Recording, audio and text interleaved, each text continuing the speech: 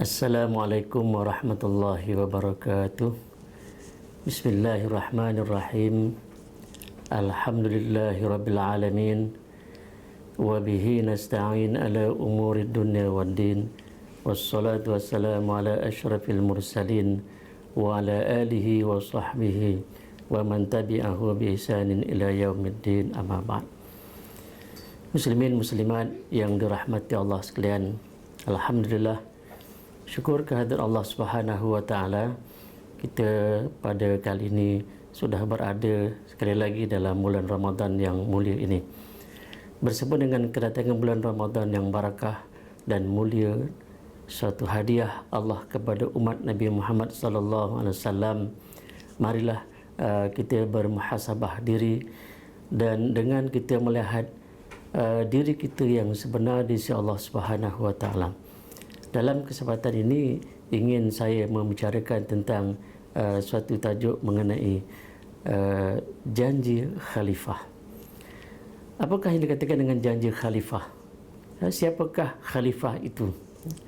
Jadi sedia maklum bahawa manusia ini, kita semua, biasa kita berkata manusia diikat dengan janjinya, diikat dengan kata-kata dan sebagainya. Demikian juga kita sebagai hamba Allah ini, lebih-lebih lagi sebagai seorang yang beriman, kita diikat, kita dijanji oleh Allah Subhanahu wa taala dengan satu perjanjian di mana kita ini dijadikan oleh Allah sebagai makhluk yang digelar sebagai khalifah. Ini jelas dalam satu firman Allah Subhanahu wa taala dalam surah Al-Baqarah yang berbunyi, A'udzubillahi minasyaitonirrajim. Bismillahirrahmanirrahim. Wa iz qala rabbuka lil malaikati inni ja'ilun fil ardi khalifah. Yang bermaksud, ingatlah ketika Allah berfirman kepada para malaikatnya, sesungguhnya aku akan menjadikan di atas muka bumi ini suatu khalifah. So khalifah di sini ialah manusia. Manusia adalah khalifah Allah. Dia bertanggungjawab melaksanakan titah dan perintah Allah, melaksanakan syariat Allah di atas muka bumi ini. Secara peribadi mereka adalah patuh kepada Allah Subhanahu wa taala sepanjang hayat dia. Dan sebagai khalifah ciptaan Allah ini, kita sendiri telah berjanji kepada Allah Subhanahu wa taala sebelum kita diciptakan ke alam dunia ini, dilahirkan melalui ibu kita, dan seterusnya kita hidup daripada awal kehidupan sehingga ke akhir hayat kita. Sebelum kita lahir, kita telah berjanji dengan Allah Subhanahu wa taala, yang kita sebut ini sebagai satu janji khalifah, janji kita kepada Allah Subhanahu wa taala. Ketika mana Allah taala bertanya kepada kita dahulu, iaitu di alam roh, sebelum kita dilahirkan, Allah bertanya kepada kita, alastu bi rabbikum, tidakkah aku ini adalah Tuhan kamu? Kata Allah. Allah bertanya kepada seluruh manusia, tidakkah aku ini sebagai Tuhan kamu? Maka seluruh manusia menjawab, qalu bala. Mereka menjawab, ya. Perkataan ya itu adalah satu pengakuan janji kita sebagai khalifah Allah untuk mengakui Allah itu adalah Tuhan yang Maha Esa, yang mesti dan wajib dipatuhi segala arahan, titah, perintah dan sebagainya.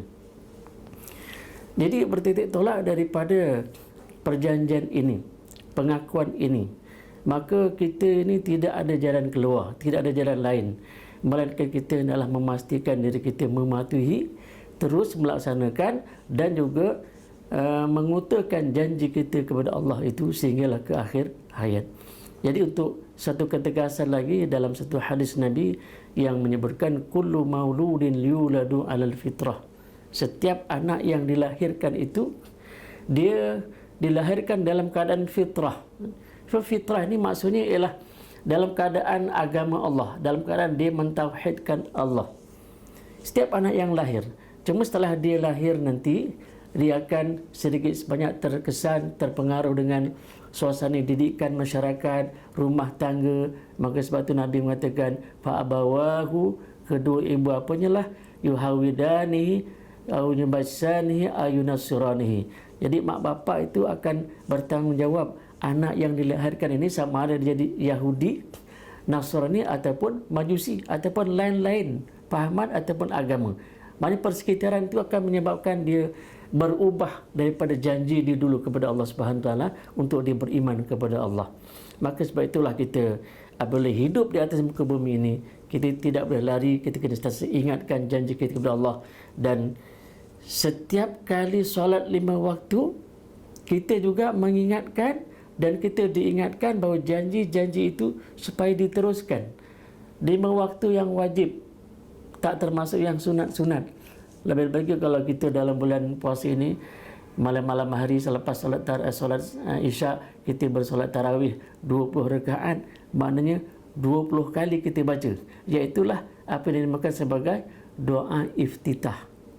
Dalam doa iftitah itu, iaitu satu bacaan selepas kita membaca takbiratul ihram dalam solat, kemudian sebelum kita membaca surah Al-Fatihah, kita membaca kita membaca doa iftitah.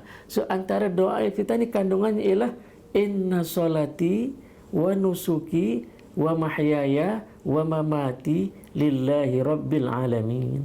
Yang bermaksud sesungguhnya ibadah solatku dan ibadah hajiku, hidupku dan matiku semuanya kerana Allah Subhanahu Wa Taala. Ini di antara perakuan-perakuan kita ataupun ikrar kita yang kita sebut setiap waktu sebagai memperbarui janji kita kepada Allah Subhanahu Wa Taala sebagai khalifah ini, agar sentiasa seluruh kehidupan kita, hidup mati kita, amal ibadah kita, pakai kita, makan kita, minum kita, segala-galanya pastikan ialah kerana Allah Subhanahu Wa Taala. Jadi bila sebut kerana Allah ini membawa makna jangan keluar daripada syariat Allah.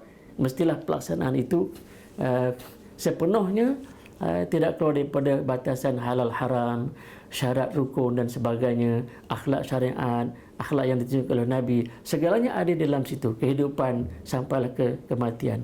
Kerana nanti bila kita kembali kepada Allah, semuanya ini akan dipersoalkan semula, akan dibangkitkan semula. Bagaimana dengan janji kita kepada Allah, bagaimana penghayatan kita terhadap janji itu semasa kita hidup kat dunia dahulu, maka ini akan menjadi satu persoalan yang besar. Jadi alhamdulillah, marilah kita dalam suasana Ramadan yang mulia ini, kita terus membaharui iman kita, azam kita untuk berusaha menjadi seorang mukmin yang baik, yang bertakwa kepada Allah SWT, khususnya melalui ibadah puasa yang kita amalkan. Kerana di hujung ibadah puasa ini Allah menjanjikan la'allakum tattaqun, supaya kamu menjadi orang yang bertakwa. Orang yang bertakwa ini, itulah di antaranya orang yang menjaga janji dia kepada Allah. Dia akan sentiasa melihat, memerhatikan, memastikan dirinya dalam suasana keredaan Allah Subhanahu Wa Taala. Sebab sifat takwa ini merupakan satu-satunya sifat yang sukar kita nak terjemahkan. Walaupun ada setengah kita mengatakan takwa ni takut, sebenarnya takut itu adalah sebahagian ataupun kandungan dalam sifat takwa adalah takut kepada Allah. Selain daripada itu, jadi orang yang takwa kepada Allah ini juga, dia akan sentiasa sedarkan diri dia. Dia akan sedar kepada tanggungjawab dia kepada Allah Subhanahu Wa Taala. Apabila kita sebut tentang janji khalifah, janji kita kepada Allah Subhanahu Wa Taala, Allah berfirman, innal ahda kana mas'ula.